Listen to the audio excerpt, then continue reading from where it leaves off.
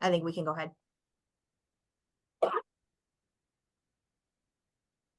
Hello, everyone. Good afternoon. My name is Brent Worth, and I'm the president and CEO here at Easter Seals Mork. And it's my pleasure to welcome you to See the Good webinar. Many of you know March is Developmental Disabilities Awareness Month, and all month long at Easter Seals Mork, we've been encouraging those in the community to see the good by recognizing ability first and raising awareness of the many talents, contributions, and successes people have experienced and will experience with disabilities. Today, you'll hear from a diverse panel of experts who we were just talking about some amazing stuff before the meeting about spring breaks and cats and dogs and everything else, but they'll offer you tips and advice on how we can better support individuals with disabilities plan for a more successful future. It's my pleasure to introduce our Vice President of Communications, Lindsay Calcaterra, who will be our moderator for the event. Thank you, everyone, and hope you enjoy it. Thank you, Brent, and welcome to everyone who has joined. Before we begin, I'd like to thank Blue Cross Blue Shield of Michigan and Blue Cross Complete for their partnership in today's event. We really appreciate your support in helping us raise awareness of the See the Good campaign. In terms of a few housekeeping items, if everyone could just check and make sure that you're on mute, that will help us a lot in helping to decrease background noise. And if you have questions or comments as we go along, feel free to put them in the chat.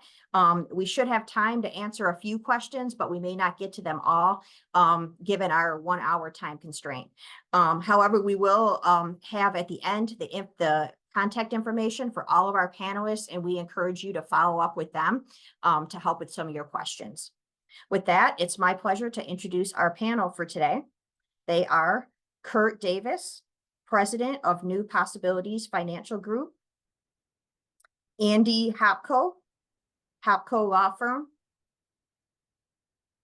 Sonny Gurney, founder of Sunnyside Medicare, Jenny Brown, founder and CEO of Dutton Farm, and LaTrisha Lake, manager of regulatory operations for Blue Cross Blue Shield of Michigan and co-founding member of Blue Cross Blue Shield's Bright Blue Employee Resource Network. Also, many of our panelists also have personal experience of having a loved one with a developmental disability, and we'll be speaking through that lens as well. With that, let's go ahead and get started. Andy, I'm going to start with you. When it comes to planning, we know that turning 18 is a big milestone. And for individuals with developmental disabilities, turning 18 brings about some unique considerations in terms of setting them up for a successful future. Can you talk about what some of these considerations are and what should parents be thinking about to help prepare for when their child turns 18? Thanks, Lindsay. I think that everything revolves around the word authorization. That's the first thing that parents need to take into consideration, because once their child reaches 18, they lose legally the ability to make decisions for their child. And so it's a matter of how do they put themselves in a position to make decisions for their child, if their child's completely dependent on them, or if they only may be dependent on them from time to time. And they can address that with sometimes do something as simple as a power of attorney or a patient advocate designation, which is a healthcare power of attorney, or in a more common scenario in this area is that the parents have to go to probate court and get appointed either partial or full guardian for their child, in which they'll be given the authority to make medical placement, education decisions, and in most circumstances, they'll give them the power to make financial decisions for their child as well. And there's a lot of, I think when people hear the term probate court, they get a little worried. There's a lot of misconceptions. They hear a lot of horror stories, and I think that it protects the parent and the child if they have to go to probate court. It's not as bad as they think. Okay, great. So really issues about authorization through many tools such as power of attorney, guardianship, et cetera. It's just make sure that someone is in position to make decisions on behalf of your loved one with special needs in the event they need someone to make decisions for them. And obviously every circumstance is different, so. Right. Kurt, I'm going to go to you next. I know one of the biggest concerns I hear from parents of children with a developmental disability is what happens to my child when I'm gone. And I know we're going to dive into some of the financial planning aspects a little bit later, but I'd like to start with another life planning tool that's a little less well known. It's something that you call the bananas and the Cheerios document, otherwise known as a letter of intent. Can you explain what a letter of intent is and how that can be an important planning tool? Absolutely. Thanks, Lindsay. And thanks everybody for joining. We really appreciate you being here. I'm very familiar with letter of intent because I had one for my brother. For 15 years, I was in charge of his care. At 22 years old, I took responsibility for him and had to figure this stuff out. And one of the things that I was always concerned about was the quality of care he would receive for the rest of his life. And if something were to happen to me, there were just things that other people didn't know about him that I did. Important things like his habits, his hobbies, his routines. He used to write notes everywhere. And if you came in and needed to take care of him and you walked into his room and you cleaned up his notes and tried to organize them, man, that would throw him for a loop because that just wasn't how he operated. And, I talk about it as the bananas and the Cheerios. If he needs bananas in his Cheerios every month, every day, I wanted to make sure that he had those bananas in his Cheerios. But more importantly, it was also doctors that he needed to see, doctors that I didn't want him to see again. Maybe it was medications he did well with, medications he did poorly with. If somebody else is going to step in and be the care provider for your loved one, you want to make sure that that transition happens as smoothly as possible. I lost my dad about 15 years ago. Luckily, I was not dependent on him, but I still think about him every day. Imagine being somebody who loses a parent, but they rely on that parent for everything. Anything that we can do to smooth that transition over and make it as easy as possible and shorten that learning curve, not only for the person with disabilities, but also for the person with that's going to be the one taking care of them. So super, super important stuff. And I think it's one of the most important documents that you can have. We usually set a trigger event, maybe it's the beginning of the school year or a birthday, as a reminder to update that document because they change and life changes. And you want to make sure that if they see Johnny at 4 o'clock on Tuesdays down the street, that they get a chance to go see Johnny at 4 o'clock on Tuesdays because that's important to them and we don't want them to miss out on those things. Great. Thank you so much, Kurt. Sonny, I'm going to go to you next. Your area of expertise is Medicare. And I know there might be some people thinking, well, Medicare is a program for seniors. Why are we talking about it here? But there's actually a lot of benefits and programs that Medicare has relevant to individuals with developmental disabilities. Can you talk about what some of those are and at what age they might be eligible? Yeah, absolutely. First off, Lindsay, I want to thank you for having me on the webinar today. And I'm thankful to be able to share how Medicare Advantage plans can help individuals with disabilities. So yeah, it's important that everyone knows that these plans are available not just to people over 65, but people that are collecting Social Security disability and over 20 years of age. And most people don't know these plans exist, and that overall, these dual special needs plans, I call them DSNPs for short, can play a crucial role in helping adults with disabilities access comprehensive care and support that they need, which helps them lead healthy and fulfilling lives. These plans don't have a premium. The individuals, again, just have to be 20 years old and have Medicare Parts A and Part B, which comes automatically after having Social Security disability for 24 months. So some of the benefits of a DSNP plan are going to be coordinated care, meaning that all aspects of a person's health care are managed and overseen by a team of professionals. So for young adults with disabilities, this can ensure that their medical, behavioral, and social needs are all being addressed within a kind of like a holistic manner. And then many of these plans often provide care management services, which involve a dedicated care manager working closely with the individual and their family to create and implement a care plan. And this is tailored specifically to their needs.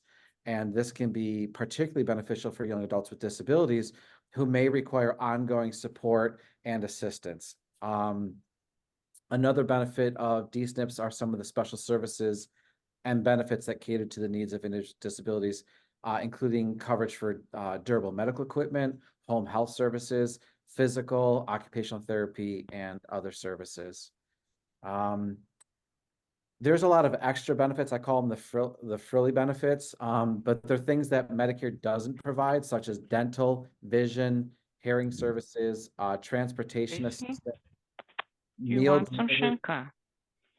meal delivery programs, caregiver support services, something called over-the-counter benefits, where these plans have $100, $125 or more per quarter, where they can get supplements, they can get blood pressure cuffs, they can get vitamins, toothbrushes, toothpaste, a lot of these essential needs that instead of coming out of their savings account can come out of these OTC benefits.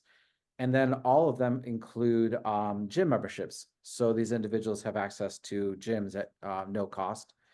And again, these plans are available to these individuals at no cost.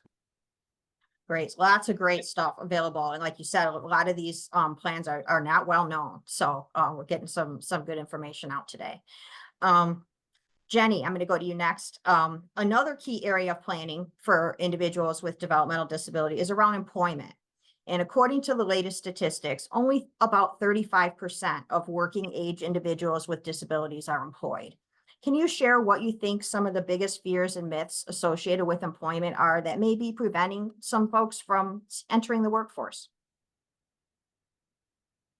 Absolutely. Thank you, Lindsay, for the opportunity to speak to this group today from our experience at Dutton Farm. So just to start, I got into this work because I have a sister. She's a little bit older than me. Her name is Becca, and she has Down syndrome. And she's the absolute best person I've ever known. And I could not fathom, as we both kind of transitioned into adulthood, how different our futures would look. And some of those barriers to employment that she faced that I didn't face. And so that's kind of how it became my life's work. And she is employed now and has kind of busted up all of those myths that we were afraid of. So one of those is SSI. I think there's a lot of fear that if somebody with a developmental disability starts working, that they'll automatically lose their benefits. They will immediately get cut off without the opportunity to kind of understand what that means. They think that maybe if they start earning checks, that all of a sudden they'll stop receiving Medicaid benefits. That's not true. Although there is a lot of work right now being done around SSI, and Congresswoman Slotkin has just really championed this cause to kind of bring the economics of SSI up to 2024, which is really helpful. But do not let that be a barrier or something that stops you supporting an individual with a developmental disability from working. There's support. You can reach out to your benefits counselor, MRS, Michigan Rehabilitative Services, your core provider, us. I would highly recommend talking to a benefits counselor. There are a capped amount of assets you can have, or cash that you can have for someone with a developmental disability before your benefits are impacted. And there is a certain amount you can make every month. That being said, there's a lot of advocates at the state and federal level that are trying to make changes to increase the cap and to increase the amount that you can make as a person with a developmental disability. But definitely don't let that stop you. You will not automatically lose your benefits if you get a job. But make sure you're informed, you're educated, you're talking to your support group, you're talking to a benefits counselor to understand what you do need to report and how much you can earn without having your benefits impacted. Another myth is that individuals with disabilities just won't perform well in the workplace, or that there will be a high turnover or problem with absenteeism. And also, that's not true. For the individuals that we support in employment, we work with about 60 employers all over Oakland County, and then several in Macomb County as well. We fill close to 200 shifts every single week for individuals with developmental disabilities, working at competitive wages in integrated work environments alongside people without disabilities doing similar work. And our retention rate in 2023 was 95% for the individuals that were working. There's a high degree of loyalty once the individual becomes employed, they love their job. They want to show up to work. They're excited to work. Their attitude is great. And they get along with their coworkers. And there's actually been several reports that show that companies that really champion the cause of inclusive hiring of people with disabilities outperform their competitors on every front. Bottom line, culture, customer satisfaction, all of these things. So that's another myth that is just absolutely untrue. And we've seen and there's countless reports that verify that as well. Thanks, Jenny. And I know I will say, you know, at Easter Seals Mork, we have had so many of the people we serve get successfully employed. So even while, you know, it may seem daunting, it's definitely doable. There's lots of support available, and it's often a very successful experience. So we talked about, you know, helping individuals with disabilities enter the workforce, but we also want to make sure that once they're in the workplace, that the workplace is inclusive for them. And so my next question is for you, LaTrisha. You focus a lot on diversity, equity, inclusion in the workplace, and you guys at Blue Cross have actually started an employee resource network called the Bright Blue. And can you tell us a little bit about that and how it works and how it helps make the workplace more inclusive for individuals with disabilities? Absolutely. Bright Blue came about starting around 2016, where we started to talk about the untenable position that a lot of people with disabilities have, that they don't have that easy entry into the workplace. And once they are there, whether or not they would be fully included. So Bright Blue was set up to assist anyone with a visible or invisible disability, cognitive impairment, neurodiversity, etc. We spend a lot of time doing educational programming to help people understand that different is just different. It's not bad. And so one of the things that Blue Cross has, for instance, is our Blue Path, which offers internships specifically to people who have autism or cognitive impairments. We also have done a lot of things to help people really understand the difference between access and accessibility, because saying, well, they have access or you have access doesn't always mean that you have the ability to fully participate and blend seamlessly into that work environment. One of the programs that we did, we actually pulled in videos of a sign language interpreter who was signing and left it running with no closed captions, no audio. Everyone was there, and all of a sudden you could see the chat start to explode with what happened, did the sound go out, what's going on? And once they finished their presentation, then I came back in and I said, so does anyone have any questions about what he said? And of course, people were kind of like, what? And I said, so that is a very clear explanation of what's the difference between having access and the materials and things being accessible. And we constantly want to make sure that people are thinking about, how do you get your message to the biggest audience without any barriers? That's great. Such a great example to really demonstrate that. And I think that's such an important point. I think so often, you know, people think, well, they have, you know, we're giving people access to something, but that doesn't mean that it's accessible fully or that they can fully participate. So I think that's a super important point. All right, we're going to look at the chat here for a minute. Looks like there's some questions around Medicare that Sonny has been answering. There's a question about if you can qualify for the Medicare plans if you have other benefits, and we are going to address that in more detail later on in the webinar. So I'm going to hold on that. A question for you, LaTrisha, where can we find more information about resources with Blue Cross? Oh, absolutely. You can definitely look at our website, so bcbsm.com. There are a lot of materials out there, whether you are a member or looking for a position. The internships, we actively go out to colleges around and try to recruit people. And a part of that process also isn't just helping a job applicant, but it's actually training the people that they will be working with to help them understand, how do you communicate? How do you make sure that everyone understands and has a good experience? So definitely check our website. There are a lot of things there, and I can certainly find some additional links and things and provide them afterward. Great, thank you so much. Mhm. Kurt, it looks like somebody is interested in creating a letter of intent and asked about a template. I know you do have a template, but if you want to, 100% do. It's funny, I was just typing back at them in the text. okay. Um, Yeah, we will have the contact information and you'll be able to reach out to Kurt afterwards and he can provide you a template. yes, I'd be happy to do that. Okay. Looks like that's all the questions for now. Keep putting them in the chat, guys, and we'll keep getting to them. Now that we've talked about a couple of the key areas of planning that are important to think about and helping individuals with disabilities get set up for a successful future, we're going to dig a little bit deeper now and provide more specific tools and strategies that can be used in these areas. So Kurt, I'm going to go back to you.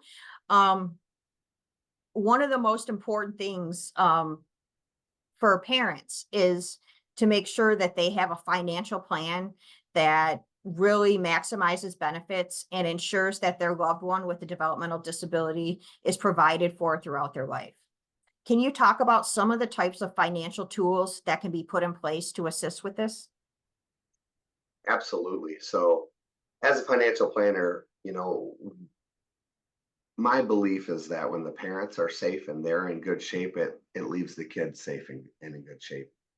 So it's very important, and that's generally speaking. It may be a care provider with a loved one. It could be an aunt and an uncle, whomever. But we want to make sure that everybody's in good shape. So what we do is we offer a comprehensive financial plan and we evaluate what you have going on. Just because simply your retirement recommendations will be different than it would be for somebody who doesn't have a child with special needs, simply because your money may have to not only last the rest of your life, but it may have to last the rest of theirs. And it's making sure that we're aware of what's going on, that beneficiaries are set up properly so that government benefits don't become jeopardized. And one of the big things is a lot of times it's creating a state where none exists. And we use life insurance for that.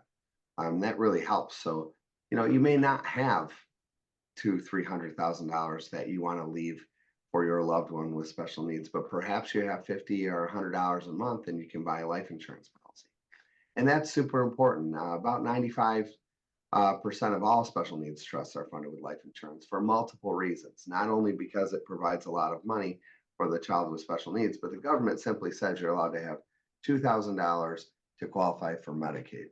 So when we work with our partners, they develop special needs trusts and things like that, and then we're able to fund those trusts.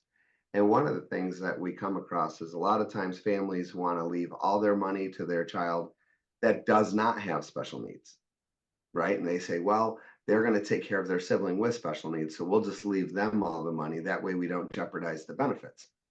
And although that could be a great idea, maybe your child is married, like me. When my dad tried to do that with me, he says, hey, look, I'll leave you all the money. And, you'll be fine and you can take care of Shane. And I said, well, that's great, but how much do you love my wife? He says, well, I love her a whole bunch. I go, do you love her enough that if she divorces me, she gets Shane's inheritance? And he says, no, maybe not that much, and the reality is it's about the money being at risk and it not being legally bound to be provided for the person with special needs. When you do things properly, you can make sure that that's set up properly, right? And you can make sure that that money is used for the intention it's used for. But the biggest thing we do is we really take a look at everything and make sure that any financial budget requirements that may be in place, that we're able to meet them. And that's what's nice about life insurance is the money doesn't go up, it doesn't go down with the markets. It's one of those things where we know exactly what we're going to get, when we're going to get it. It's liquid, it's tax-free, and it allows you to leave your more complicated assets to your other children if you have them. And that's important because if we're going to ask them, and many times we do, to provide care for their brother or their sister, we don't want to exclude them from anything. So the opposite side of that is a lot of times we see people leave money directly for their child with special needs, and they say, well, our other children are capable, they'll have jobs, they'll be able to. I guess the point is you can really be able to include everybody in your estate plan and make sure that everyone's provided for. And you can do it in a smart, efficient, clean manner. You have to be careful with investments like retirement because they're taxable. You may think you're leaving $500,000, and by the time the taxes get paid on the money, it's nowhere near $500,000. So yes, and I just saw a question pop up. That is one of the tools we do use when it comes to planning is ABLE accounts. And I believe ABLE accounts should work as an operating account, right? The biggest thing with ABLE accounts is they are able to accept money and keep your children entitled to their benefits. So it does not jeopardize their benefits whatsoever. And they can have more than the $2,000 federal limit that is put on Medicaid eligibility. So that's super, super important. But the one thing you have to be cognizant of with MyAble is that Medicaid is the first lien holder on that. So if you have, the limit of it is $100,000 aggregate amount. Let's just say you had $85,000 in an ABLE account and the person with special needs passed away. And at that point, Medicaid has paid out $250,000 in benefits. They have the right to go in and claw back that money, right? Because it's a first party situation, the way the money gets funded into the ABLE account. So you want to be cognizant of that. The way that we typically advise people to use ABLE accounts is like you would use your checking account at home. You would have your big money that would be intended for, your savings account, anything that we're going to use in the future, any money that we're going to pull out of a budget would be in a special needs trust. And then we would funnel the money from the special needs trust to the ABLE account. That way, on a month-to-month basis, they can have what they need. But my checking account, for instance, comes down to, I don't know, $400 or $500 every month because we just use it to operate our day-to-day lives. We don't necessarily use it for anything more than that. You definitely want a special needs trust to work in conjunction with it. But the nice thing is, again, you can put up to, I think the limits are between $15,000 and $16,000 this year per year that you can put into it. And your child with special needs, they have access to the money, which is great. If they want to go buy some clothes or they want to go get themselves a hamburger, there's really no restrictions around what an ABLE account can pay for. So there's a lot of advanced strategy that we take into account when we dig into planning to use it for. So Thanks, Kurt. no problem. One of the things you mentioned was a special needs trust. So I'm going to go to you, Andy. Can you talk about a little more about a special needs trust and how they work and why they're an important tool? Yeah, so a special needs trust it's part of your overall comprehensive estate plan. So, I always advise families to create them beforehand. So it gets funded upon the death of the parents, which we call a third-party special needs trust. And what it does is it allows you to leave money for your loved one with special needs while at the same time and providing a valuable resource for them. There is no cap on a special needs trust. Presumably you could leave millions of dollars if you had it. And that money would solely be for the use of your child with special needs, who would be the sole beneficiary of the special needs trust. At the same time, they're able to maintain eligibility for all those incredibly important needs-based benefits, Social Security, disability, Medicaid. And once they're on Medicaid, it opens up the door to all those vastly important community mental health services that are available to them. So that's the big thing about special needs trust, is that it's not accountable asset against the individual with special needs. Now that money is available, the money assets, you can put a house in a special needs trust, you can put, as much liquid assets as you want. But what's important to remember is that it's a discretionary support trust. So the reason it's not counted against that individual's assets is because the individual with special needs has no legal right to demand distribution from that, and the trustee has no legal obligation to make a distribution to that individual. And I know that sounds confusing, and it's going to kind of get into the minutia of it, but that's why Medicaid and Social Security don't count it as a countable asset, because the individual doesn't necessarily have a right to demand it. So that's why it's always important that when you select the trustee of the special needs trust, you're going to want to pick someone who's going to do, operate with the best interests of the special needs individual in mind, because they're the ones who have that full discretionary ability to make those distributions. And obviously, ideally, you're going to put somebody in place who's going to make distributions as necessary. The other reason that special needs trusts are important to do, that I think to do beforehand, again, these third-party special needs trusts, is that much like an ABLE account, if we wait after and create a first-party special needs trust, Medicaid gets paid back first. So as a third-party special needs trust, if you have other children and your child with special needs passes, any assets remaining in that trust can flow back to your loved ones. So it's like almost a wealth preservation tool. And if you don't have any other children, if your only child is your child with special needs, you can name charitable beneficiaries. Maybe there's an organization that provided a lot of services to you and your family. You can name them as the beneficiary. It doesn't go back to the state. That's what I'm saying. Another problem that I find with first-party special needs trust is that, one, the parents don't get to pick who is going to be the trustee, because it's going to be after they pass away, presumably. And usually you have to go to court to do it.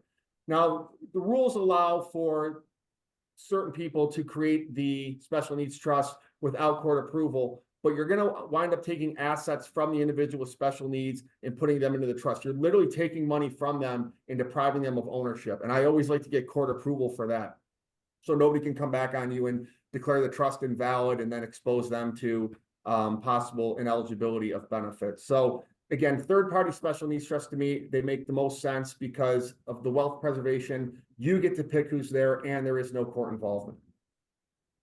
Right. Thanks, Andy. So with third-party special needs trust, it needs to happen, obviously prior to the death of the caregivers, right?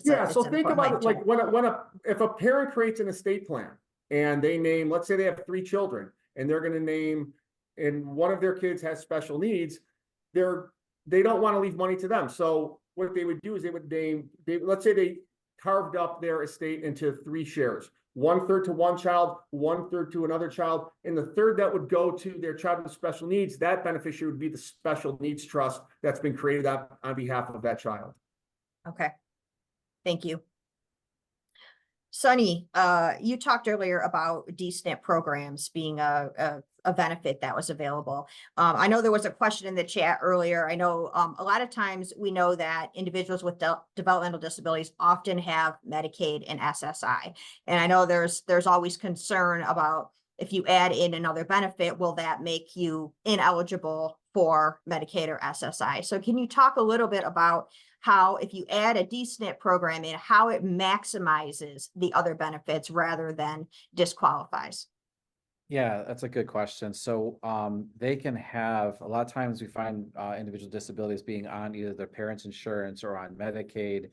But yeah, if they're on Social Security disability, and there's a question about Social Security itself with a disability. In some states you can, and I have to look again just to find out if you can do that in Michigan. I know that Social Security disability after 24 months, but yeah, the benefits of having it with working with Medicaid and it doesn't interfere with their benefits, so they can have Medicaid and the dual SNP plan. So the medical portion will coordinate, and it's the extra benefits that you're getting in a DSNP plan that you just typically don't get with the Medicaid. And again, that's, dental up to $4,000 a year, vision up to $500 a year in some of these plans, the over-the-counter benefits, and those can be upwards of $100 to $150 a month that they can get. So to explain over-the-counter benefits just quickly, and I joke around about it, if you go to CVS,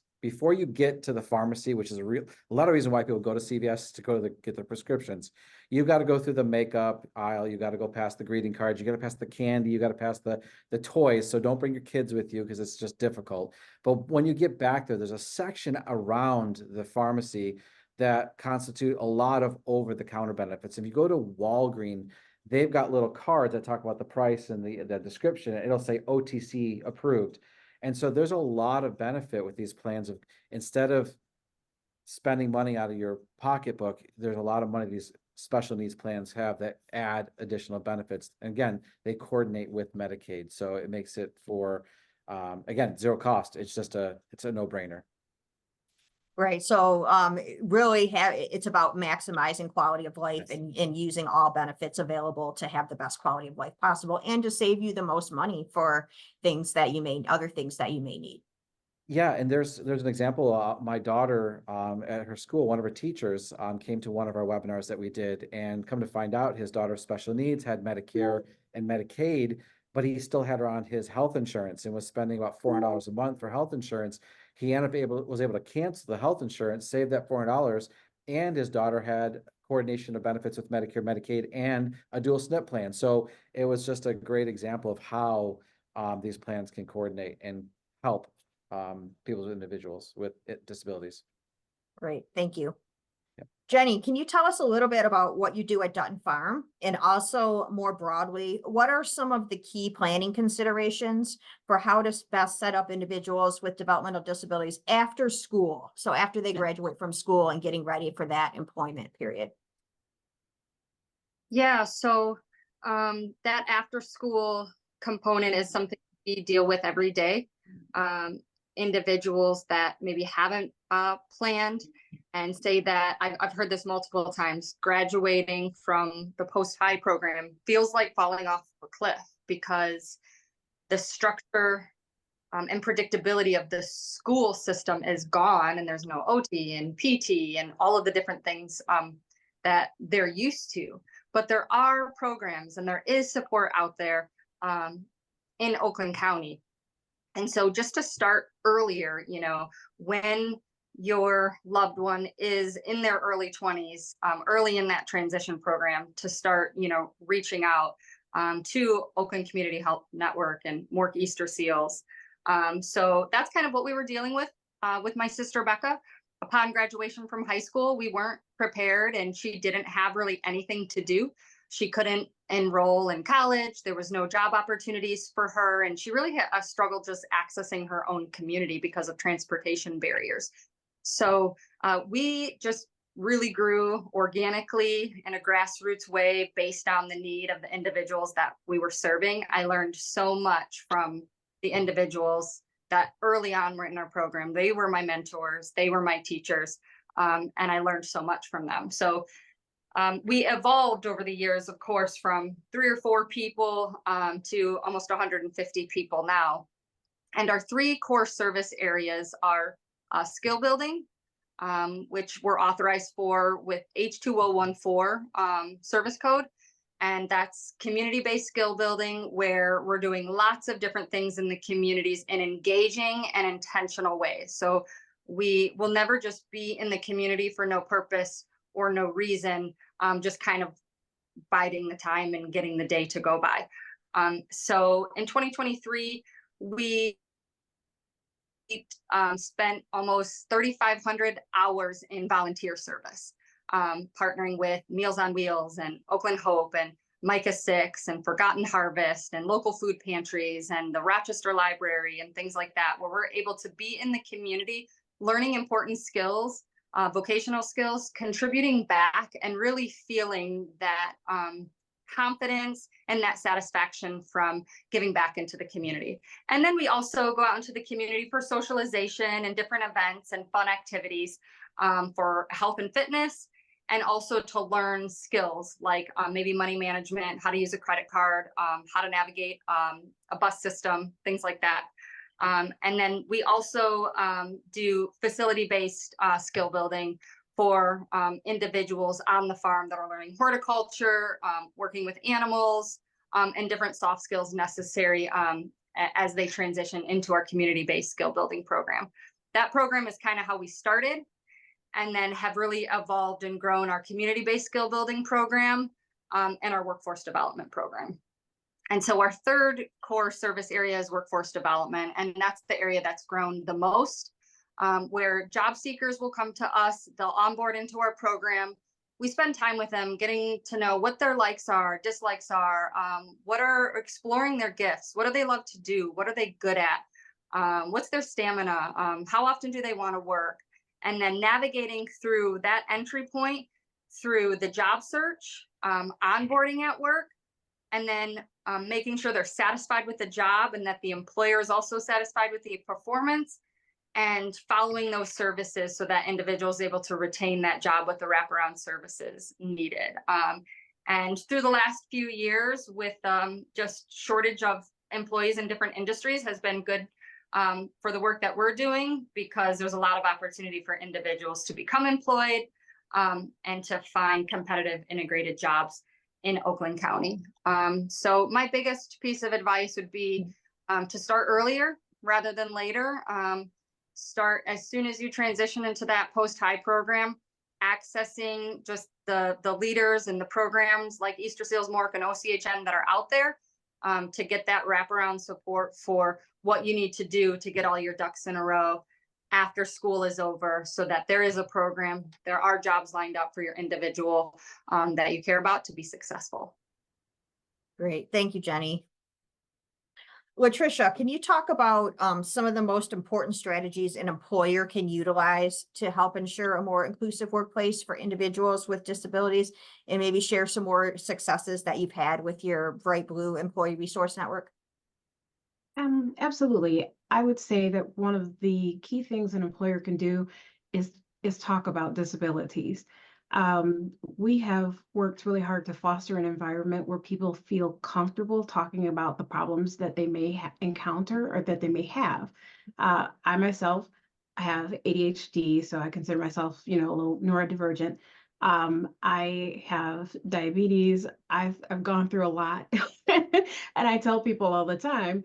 And I've had people say, I can't believe you're telling people. And I said, well, it's not a bad thing. This is just my life. So why wouldn't I talk about my life? And that's what we try to encourage people to do. One of the things we also talk about is whenever you're looking at whether or not you're going to hire someone, that phrase reasonable accommodation seems to terrify employers. But the average cost of a reasonable accommodation could be around $200. So we're not talking about thousands of dollars of money that you would have to spend to employ someone. It could be as simple as making sure that they have a slightly larger monitor. It could be as simple as make sure that the desks have the ability to raise and lower at the push of a button, so that someone like me with carpal tunnel doesn't get that numb tingling sensation in their hands. So we have asked people to self-identify so that we have an understanding. In terms of some of the programming that we've done, we have two people.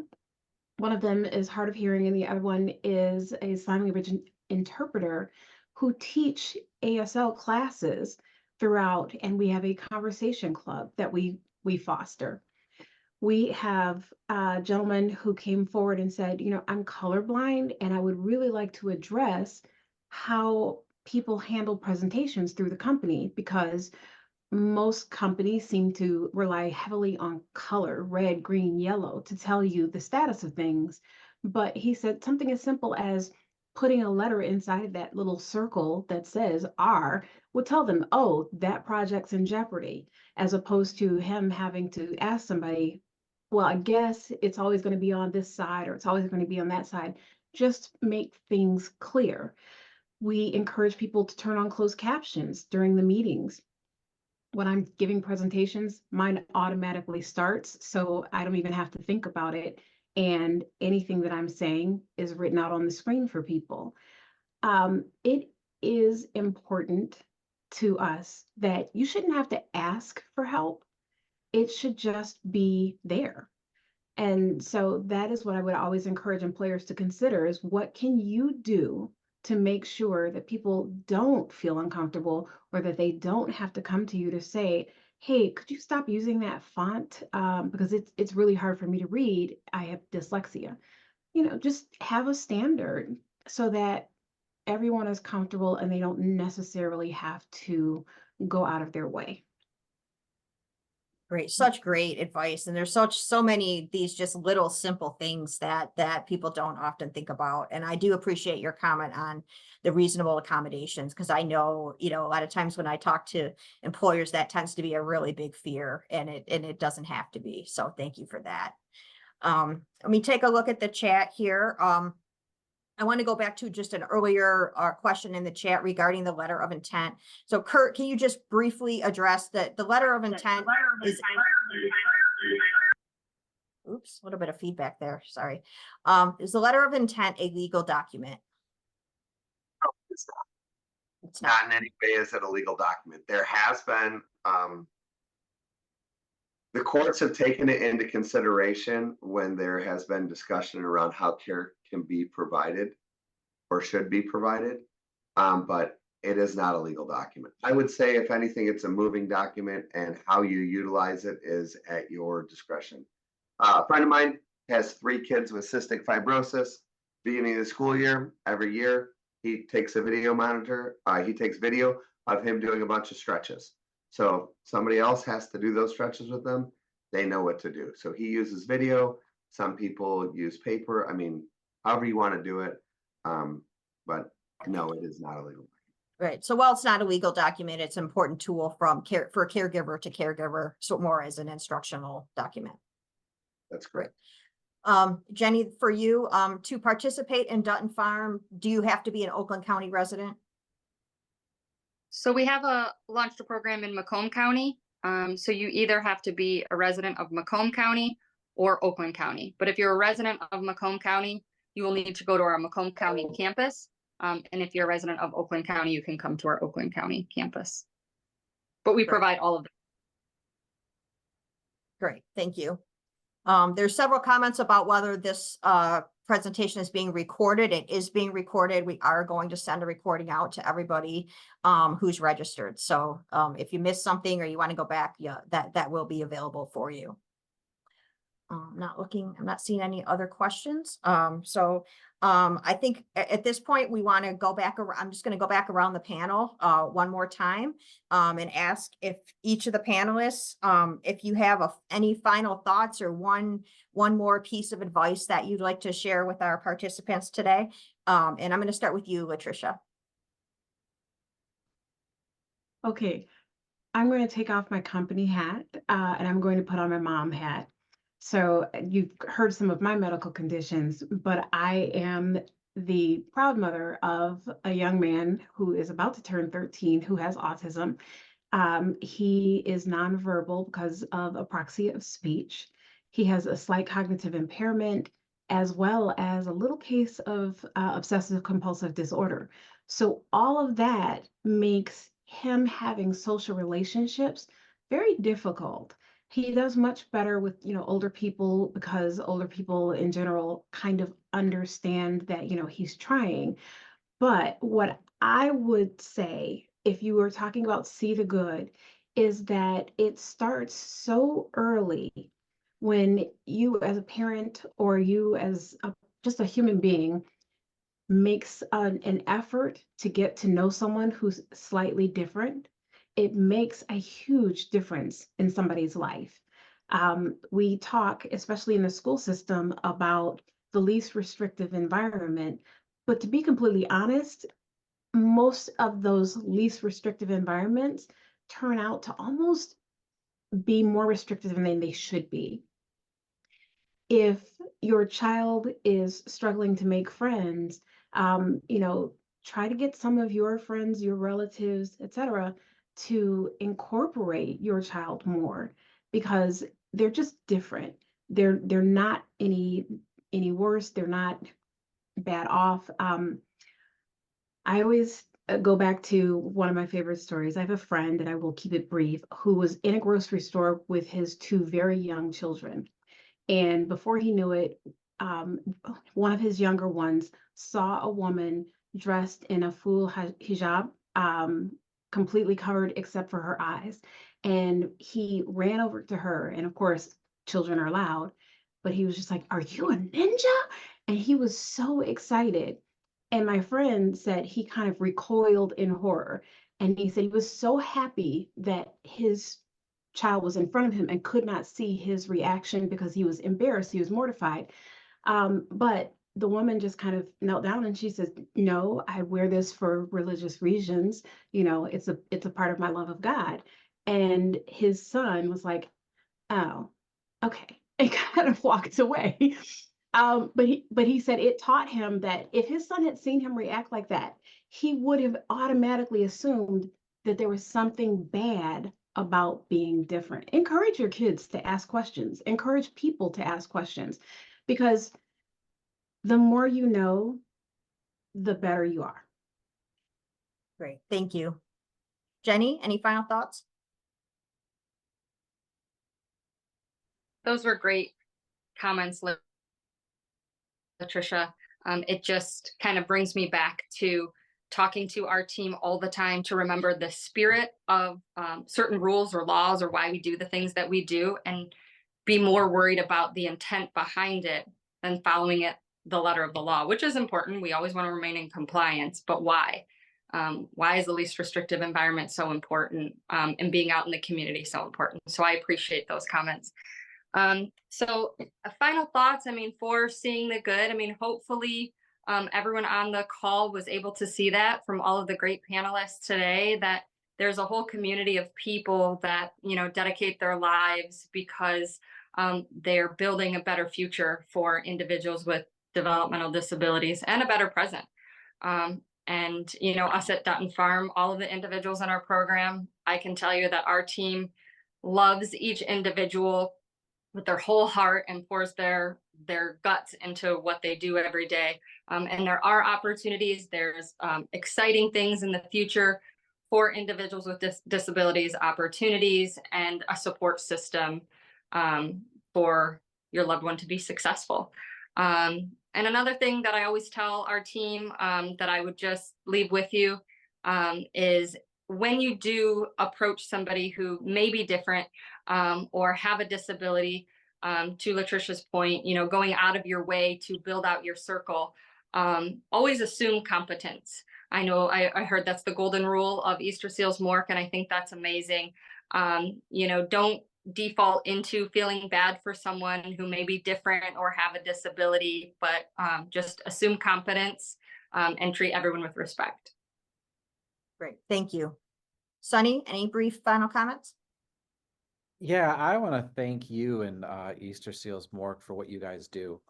My personal experience, we had a foster son for 5 of his first 7 years, and he received counseling services through Easter Seals, and it was a blessing having you guys in our lives, and it really helped him out. And so I just want to thank you for bringing us all together to make see the good and bring the awareness out to the general public. Thank you, we appreciate that. Andy, any final comments? Sorry, I had to unmute. I think the one thing that I want to impress upon everyone with family members with special needs is, at least from the estate planning side, is don't be intimidated by the process. It's not as scary as it sounds. But I think the problem that I see all the time is people are just like, they don't even know where to start. And I think it's just find someone who works in this area, whomever you choose. Make sure it's someone who's familiar with special needs planning, because they're going to be able to point you in the right direction. On numerous occasions this past year, I've had families come to me with special needs trusts that were written completely wrong discretionary standard. They were irrevocable trusts. Getting back to that idea of doing things now rather than waiting, is that when you create your estate plan and the special needs trust that's part of it, nothing is set in stone. During your lifetime, you can change anything. It's not once you create it, you're stuck with it. It only becomes irrevocable or set in stone once you pass away. So it's just get something in place now while you have the ability to make those decisions. Don't be afraid. You know, reach out. A good special needs lawyer is going to answer your questions, going to be friendly, is going to understand that not everybody's familiar with how this process works. And it really, again, just to read, it's not that scary. It's just a lot of people just need that jumping off point. Great. And then Kurt, about 1 minute. Do you have any final thoughts? Yeah, just as a 22-year-old not knowing what to do for my brother, I was able to lean heavily on Mork and the services they provided. They were really there for me, and that was many moons ago. And 23 years later, here they're there for you, which is amazing. You know, I want to thank everybody that showed up here today, from the panelists to the people who have loved ones with special needs, and for Easter Seals and More for putting this together, and Blue Cross for sponsoring. Look, my mission is to help other people that have families with special needs. And this allows me to advance my mission. I will say briefly, we do help in 4 different areas, and many of us on this panel work as a team. So you would get a team of advisors. We want to answer 2 questions for you. It's what happens to my loved one when I'm no longer here? And how can we improve their quality of life today? So it's about lifetime care and quality of life. And we answer that in 4 different aspects: life care planning, financial planning, legal planning, and of course, what am I leaving out, Andy? Government benefits and remaining eligible for government benefits. There we go. So it's a comprehensive plan. I will tell you, when we work with families, their biggest step away is that they really have a sense of relief and freedom and peace of mind in knowing that regardless of circumstance, that their loved one is always going to be prepared and cared for. So if you have any questions, please feel free to reach out to me at any time. And thanks again for allowing me to advance my mission. And God bless each and every one of you. And thanks. I appreciate it. Thanks, Kurt. And thank you, everybody, for tuning in today. That concludes our webinar. I want to take a moment. We have the contact information for all of our panelists up on the slide. And we strongly encourage you. We know a lot of, we had to go through information fast. A lot of these things have a lot of detail to them, and you probably have individual questions. So we definitely encourage you to follow up with any of the panelists today, to help get those questions answered and to get additional resources. As Kurt alluded to, Kurt, Andy, and Sonny all work together in a nonprofit that they call Empowered Futures. And so if you're a group and you would like them to come out and do a presentation on a particular topic, you can go to their website there and request that. Next slide, please. And here's the information for Jenny and LaTrisha as well. And I think LaTrisha talked about the Blue Cross website is also a great source of resources based on a lot of the topics we discussed today. And in closing, I just want to again thank our partner, Blue Cross Blue Shield of Michigan and Blue Cross Complete, as well as our amazing panel for joining us today. Hopefully you found some tips and resources that can be helpful to you in helping you set up your individual with a developmental disability for a successful future. Again, the recording of this webinar will soon be available on the Easter Seals Mork YouTube channel. And we also have, during the month of March in our See the Good campaign, we have a tremendous amount of resources on our website at www.eastersealsmork.org. That includes facts and information about disabilities, a disability etiquette guide. We have stickers and coloring books, our itty bitty book series. You can order t-shirts, and as well as download a toolkit to help spread the See the Good message throughout your own workplaces. So definitely visit our website or contact us at 1-800-75-SEALS. Thank you so much. Thank you, Lindsay. Thanks, everybody. I took notes for myself. Hey, everyone, take care. Thank you. Have a good day, everyone. Thank you. Bye.